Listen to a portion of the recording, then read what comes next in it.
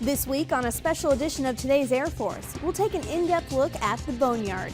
Without the parts that we reclaim here at the Boneyard, we'd stop flying. We'll meet the dedicated team that brings new life to old aircraft and hear the nostalgic stories of airmen who flew these planes decades ago. We'll have all those stories and much more right now on Today's Air Force.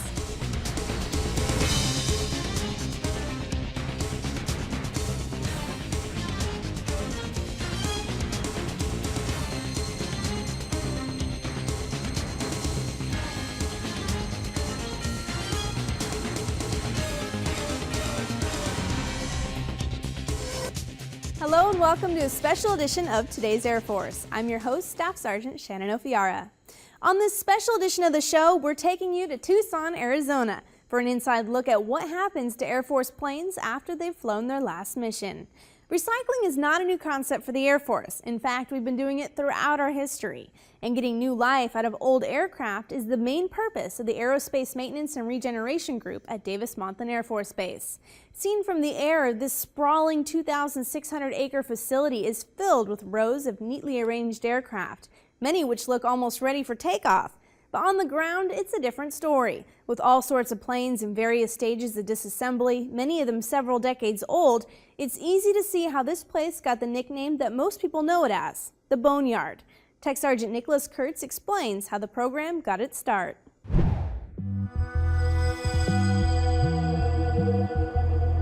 There are more than 4,000 aircraft parked here at the Boneyard. Taken together, these planes would make up the second largest air force in the entire world. But most of these planes will never fly again. They're here to serve a different purpose.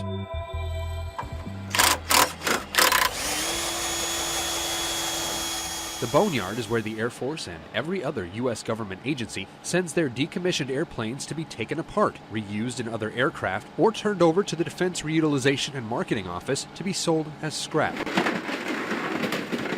The reclamation process at AMARG is able to extract the very last tax dollars from these aircraft after they've reached the end of their useful operational lives. It's a mission that's been helping save taxpayers money since the end of World War II.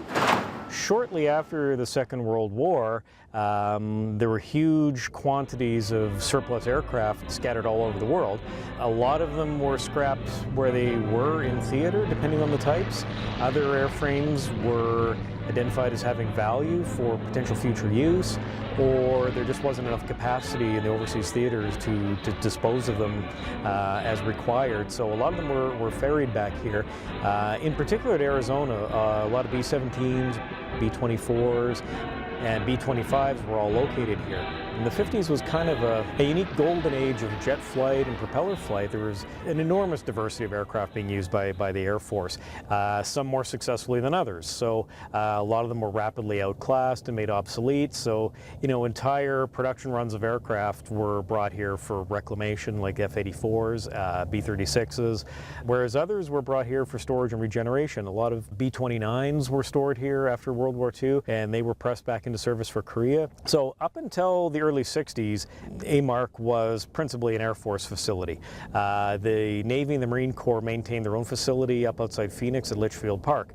But that was closed up, I think, in 1962, and all those assets transferred down here. So since that time, this has been the complete storage facility for government aircraft. So you find NASA aircraft over there, you find Coast Guard aircraft, Border Patrol, Navy, Marine, Reserve units, training units.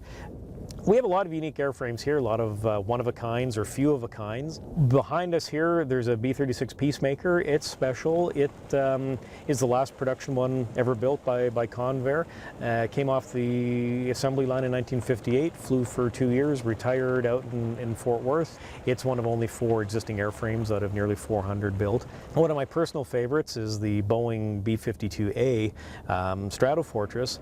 It's the oldest Buff in existence, serial number 3. Third one off the production line. It was the principal test airframe and carrier mothership for the X-15 program. So nearly all of the early Gemini, Mercury, and Apollo astronauts all dropped off of our B-52A in the X-15 program. The recently deceased Neil Armstrong was a participant in that program and dropped off our airplane. So it's To my eyes, it's kind of reeking in history. I really love it. As the Air Force has evolved, so has the Boneyard. During the Cold War, America's determination to outpace the Soviet Union in the space race helped fuel an explosion of technological advancement. Almost as quickly as they were introduced, U.S. military aircraft were regularly phased out as newer aircraft flew faster, higher, and farther. The outmoded airplanes were sent here, and the Boneyard's inventory began to swell. With the Vietnam War came a renewed call for even more advanced bombers and fighters. By the time that war started to wind down in 1973, the Boneyard's fleet had reached an all-time high of more than 6,000 aircraft. Today, some 4,000 aircraft still sit in the Boneyard, in various stages of the reclamation process. But the inventory here, much like in today's Air Force, is destined to change. You know, as our Air Force becomes more and more technologically reliant, fewer and fewer different types of airframes are being produced. I would expect probably in 20 or 25 years, you'd probably see less than 1,000 aircraft over there. And looking out 40 years, there may not be a need for such a large facility. There will always be a need for the facility, but whether or not you're going to find fleets of KC-135s or fields of F-15s, probably not. You know, there's 200 some odd F-22s. You know, the F-35 hasn't even really come into full operational service yet, so I wouldn't expect to see any of them even twinkling at retirement for 35 or 40 years. You know, but there's probably several hundred of them, so it's not going to be the same vast, diverse fleet that you see now. So, you know, it is kind of the end of a golden age, you know. Over the course of its more than 60-year history here in the American Southwest, AMARG has become something of an aviation enthusiast's mecca. Wherever you go in the world, anybody who kind of is interested in aviation or airplanes at all, if you mention Tucson, you know, their eyes light up and go, oh, that's where the Boneyards are, right? Yeah, that's where the Boneyards are. And the Boneyards are here for a very good reason. Turns out the desert climate here in Tucson provides an ideal environment for long-term storage of these aircraft, with very little risk of corrosion or other damage from the elements. The ground we're on here is fairly unique. It's a very high calcium soil, very stable. When it's dry as it is now, it's as hard as concrete and very, very, very robust. And with the dry weather conditions here, low relative humidity year-round, very low rainfall, averaging about 6 to 8 inches a year in the region, there's nothing like tornadoes or hurricanes or that type of thing here to potentially destroy assets. So Tucson was identified as an ideal location for an active reclamation facility. And that year-round sunshine also makes this an ideal location for people to come visit and experience Air Force history in person. Normally, when someone wants to get a good look at some military aircraft, they have to do it through binoculars. But here at the Boneyard, you can get up close and personal with everything from fighters, bombers, tankers, lifters, just about everything the Air Force has flown in the last half-century. Our visitors almost universally enjoy the sense of adventure they feel coming out here in the desert to look at airplanes. We don't rope off our airplanes outside. People are free to get up and stick their head in the wheel well, bump their heads on a propeller, trip over a tie-down cable, run from rattlesnakes. You know, it's the authentic desert experience out here. And it's a big part of our charm and our appeal. One of our sort of taglines is, you know, where you can touch history, and we embrace that. So it's not all just about tearing down old aircraft as newer technology makes them obsolete. Preserving Air Force history has become like a secondary mission at the Boneyard. Along with the Pima Air and Space Museum right across the street, AMARG serves as a sort of monument to the accomplishments and innovations of the past, hoping to inspire America's future pilots, aircraft engineers, and astronauts. You know, our next generation of aerospace innovators, for all you know, could be wandering around here this weekend, getting that whiff of hydraulic fluid. If we can expose and encourage young people to come out and challenge themselves and find a direction through what we do here, however little, I think it's important work. Time and technology march on. The Boneyard will continue in its mission, taking custody of outdated aircraft, salvaging and reusing every part possible. But except for the small handful of aircraft that are preserved for posterity, once a certain model of jet fighter or helicopter or long-range bomber is gone, it's gone forever. A common misconception that a lot of people have with AMARC is that there's still World War II aircraft over there. We more often than you think, we do get emails or phone calls from people doing family history or have heard legend through one of their uncles or cousins that, oh yeah, there's a Boneyard out in Arizona that's got all these World War II aircraft out there. So they call wondering if their grandfather's B-24 is still parked across the street there, and we have to generally explain to them, no, I'm afraid not. I mean, it was turned into beer cans probably 60 years ago. So the idea that a lot of people have is that the Boneyard is really a boneyard, like a graveyard, where it's a very static kind of place where nothing happens. It's just a big, I don't know, like some hillbilly farm in the middle of Texas with 400 old tractors laying there. It's anything but, as you may have seen. It's a very heavily engaged, dynamic, busy organization that's tasked with supporting, the mission of the United States Air Force and its allies. And that's a huge amount of work. For today's Air Force from Tucson, Arizona, I'm Tech Sergeant Nicholas Kurtz. Every year, the AMARC team reclaims hundreds of millions of dollars worth of parts to support global warfighting operations.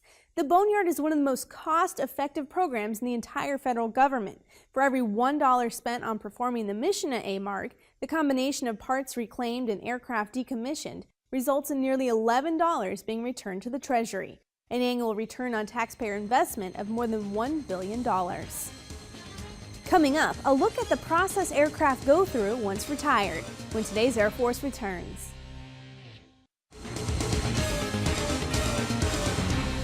Welcome back to this special edition of Today's Air Force. So far, we've shared a little bit about the Boneyard, its history, and its importance today to Air Force missions worldwide.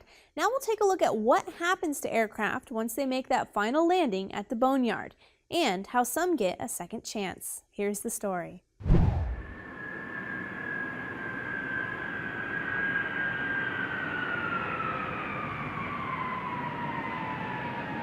We're bringing this airplane here. It's its last flight. It's being retired from service in the Air Force to the Boneyard. It's flown over 20,000 hours, delivered cargo all over the world. It's a sad day of seeing this airplane being put to rest. But it has had a long life. It's been flying since 1969.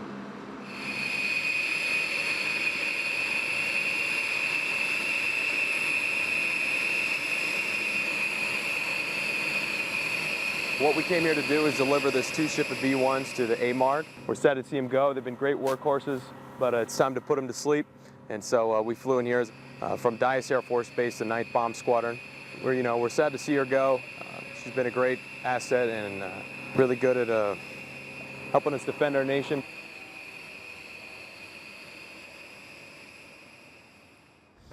You got it, senor. One of the things that I talk about when I get a chance to talk to the employees of AMARC is I talk about what we do here. Do we store airplanes? We sure do. But that's not what's important about us for the Department of Defense. The most important thing we do is support the warfighter through different technologies and through different operations. We have 5 major processes that we do here. The first is storage, which most people are familiar with, taking an airplane, preserving it here and keeping it in the desert for future use. Our role is to preserve incoming aircraft. Well, we first started out by taping up all the seams of the engine. That's what we're working on, the B-52 back here behind me. And then after that, we sprayed the first coat of rubberized coating, basically to prevent dust and bird intrusion from getting into the engines and trying to keep them as clean as possible. Most people think we store aircraft just to get rid of them later, but a large number of the aircraft go through what's called regeneration, where we will take them and we will return them to flyable status in order to use them for different programs. For example, we're regenerating F-4s that are used as drones so that our pilots can shoot live missiles at them to identify whether or not they would have been able to hit a target in combat. These aircraft that were produced in 66, 67, 68, 69, you're rebuilding an aircraft that was made almost 40 years ago and has spent the last 20 years sitting in the desert in storage. So it's a tremendous task to take that airplane out of the desert, rebuild it, and then get it back into flying shape. At least 40% of what we use to regenerate this aircraft will come from another F-4 that's sitting out in the desert.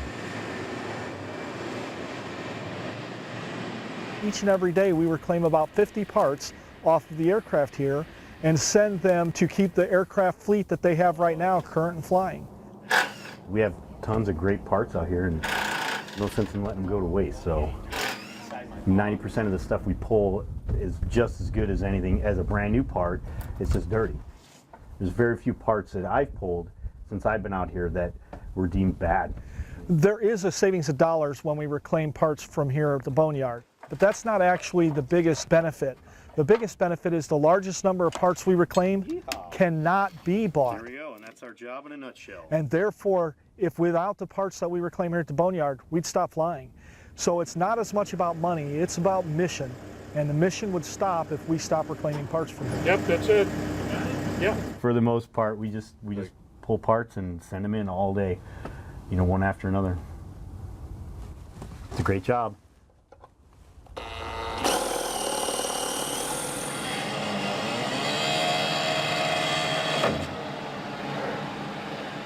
So a lot of different things occur here all the time. We also do a little bit of disposal, taking aircraft that nobody has a need for anymore within the entire federal government and actually getting rid of them, cutting them up into tiny pieces and getting rid of them. And it takes a total about, for a C5, processing and shipping out about a week. We're demilling the fuselage of the C5. Basically what we do is we just tear it down, we shred it up, and then we send it off to refineries to be processed into other materials.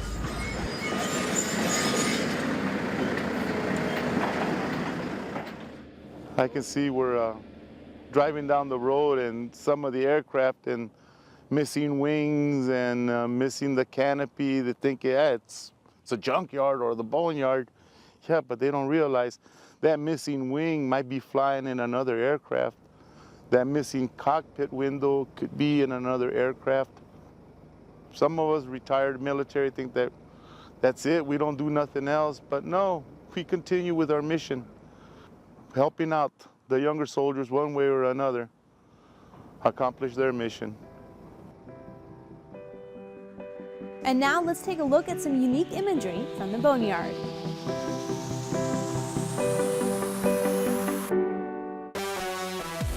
The Boeing YAL Airborne Laser Testbed Weapon System now sits decommissioned at the 309th Aerospace Maintenance and Regeneration Group at Davis-Monthan Air Force Base, Arizona.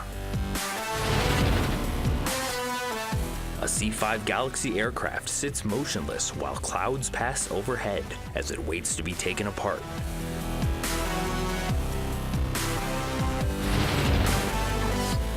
Rows of F-15 Eagles and F-16 Fighting Falcons are stored and preserved. This allows them to be recalled into active service within 72 hours if needed. The F-4 Phantom II, which served as the principal air superiority fighter for the Air Force for over 20 years, has been a resident of the Boneyard since 1996. And that's Photos from the Boneyard. I'm Staff Sergeant Michael Brady. Coming up, we'll meet airmen who flew these aircraft and their special connection with the Boneyard when today's Air Force returns.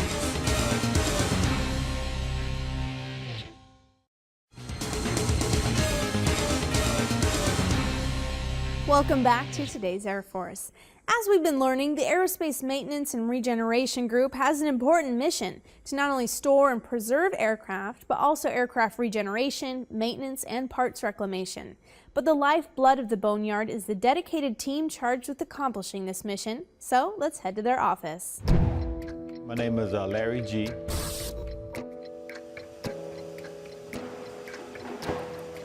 Right now you're in the F-4, a drone production hangar. A drone is an unmanned aircraft that is flown by a man on the ground by way of radar and radio signals. We produced our F-4C models and F-4E models to become full-scale aerial targets. We tear them apart, then we put them back together, we make them flyable. We take 2 flights to produce it, and then we send it to Mojave, where it receives a drone package and becomes a full-scale target. It's a tremendous task, but we have had several aircraft come through here where members that are working on them used to crew them.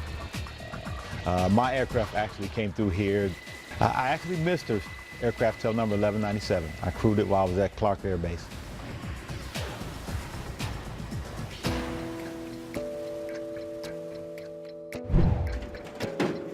It's about 5,000 planes that are in the process of being decommissioned and taken apart to where you can see behind me to this point to where we get to cut it up. We're demilling the fuselage of a C-5. Basically what we do is we just tear it down, shred it up, and then we send it off to refineries to be processed into other materials. Right here, the C-5 here takes about 4 days of work to cut down and to process. Just what we do is we shred it down and then we just ship it to refineries. And I just cut it into areas that I feel like it would be easiest for me to handle. I just break it.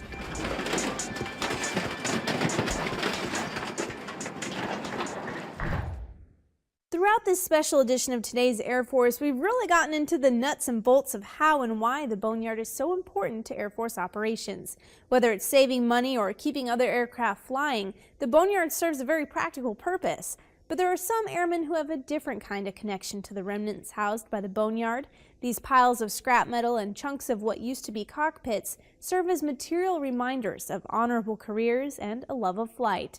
Now we'll hear from a few airmen as they reflect on the nostalgia the Boneyard has come to symbolize.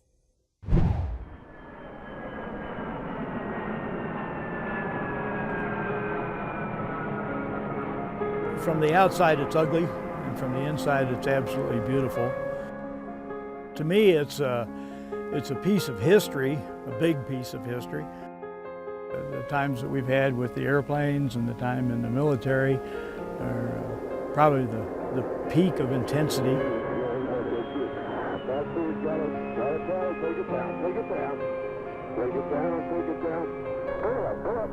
And as you grow, and I'll say older and more mature, you learn to accept those things and to treasure them. As you look around, you see there are not many lights. All you have is the stars and the ghosts and the shadows of these airplanes out here.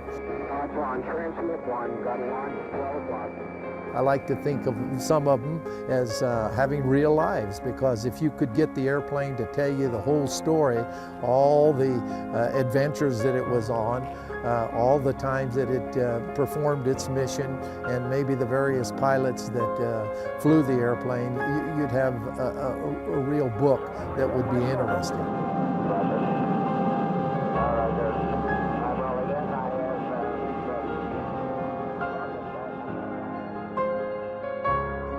You can't get around an airplane without being drawn into your past.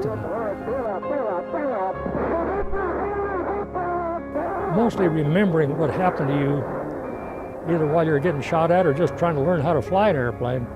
It stays with you when you see it again. You remember the people, you get a little sad, but you know, pilots all go west someday.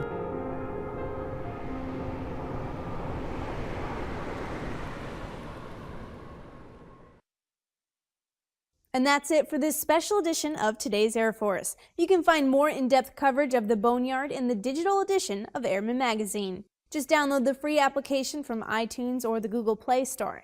For all of us here at the Air Force Broadcasting Service at Fort Meade, Maryland, I'm Staff Sergeant Shannon O'Fiara. Thanks for watching.